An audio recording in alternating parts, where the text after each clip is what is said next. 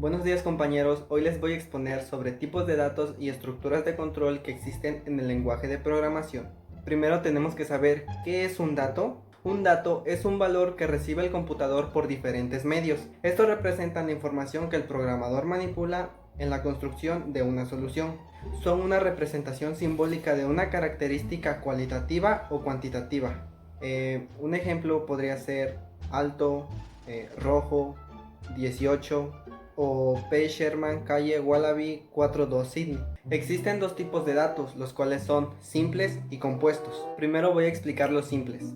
Estos se componen de numéricos y de lógicos. En numéricos tenemos los enteros, punto flotante y de carácter. El entero, este almacena números sin decimales, por ejemplo 1, 2, 3, 4, 5, 10, 15, etc. El punto flotante son números con decimales, por ejemplo 3.1416, 2.78, etc.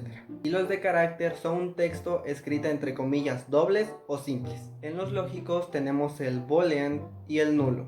El boolean solo tiene dos posibles valores, que es verdadero y falso. Y el nulo o null es un tipo especial que solo contiene un valor nulo. Como decíamos, los tipos de datos son dos, que son los simples y los compuestos. Acabamos de ver los simples, ahora vamos con los compuestos.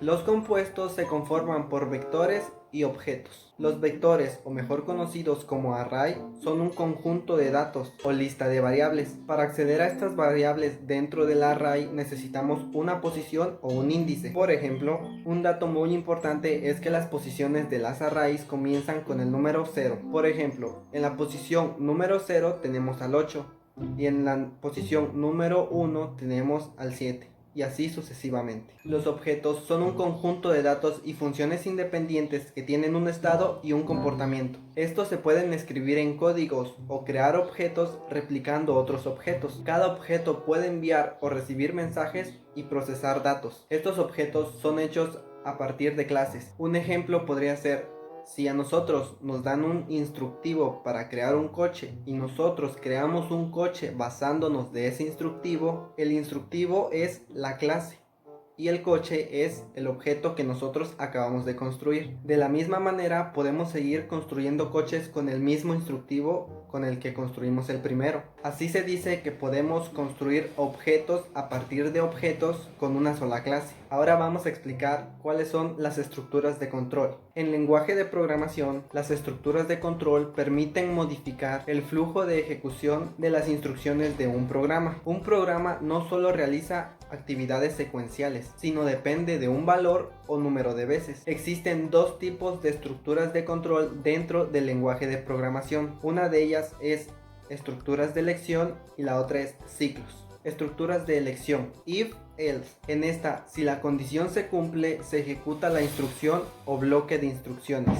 Si la condición no se cumple, se ejecutan las instrucciones del bloque else. Esta nos permite elegir entre dos opciones o alternativas posibles en función del cumplimiento o no de una determinada condición. En otras palabras, esta estructura doble permite que el flujo del diagrama pase en dos ramas diferentes en el punto de la toma de decisión. El flujo entra en el rumbo de decisión en donde dice condición. De ahí se evalúa si se cumple o no la condición. Después, si sí se cumple la condición, nos vamos por el lado 1 para realizar la acción S1. Si la condición no se cumple, nos vamos por el lado 2 para realizar la acción S2. Independientemente, las dos opciones llegan al mismo punto en donde el flujo continúa. Los ciclos. Esta es una estructura de control que nos permite repetir varias veces las mismas instrucciones. Uno de ellos es while, que en español es mientras. Esta, como propósito, tiene repetir un bloque de código mientras la condición sea verdadera. Aquí el código es mientras y la condición es hacer. Esto significa que mientras la condición se cumpla va a seguir repitiéndose el mismo código. Esas fueron las estructuras de control. Ahora vienen las funciones. Las funciones son un grupo de funciones independientes que tienen un propósito determinado. Estas pueden ser llamadas con varios parámetros o con ninguno, dependiendo de su definición. Para definir una función se utiliza la palabra function. seguida del nombre y del número de parámetros. El bloque de código de la función debe introducirse entre llaves. Para explicarlo mejor, tenemos este ejemplo. Dentro de ello tenemos que tener los parámetros. Cuando hay uno o más parámetros, estas tienen que ser separadas por comas. Aquí el nombre de la función es sumar. Cuando se llame a la función sumar, va a ejecutar todo el cuerpo, que es la sumatoria de A y de B. Ahí podemos ver que tenemos la palabra return. Return es lo que vamos a tener cuando la ejecución de la función termine. Al parámetro A le vamos a asignar el valor de 10 y al parámetro B le vamos a asignar el valor de 20.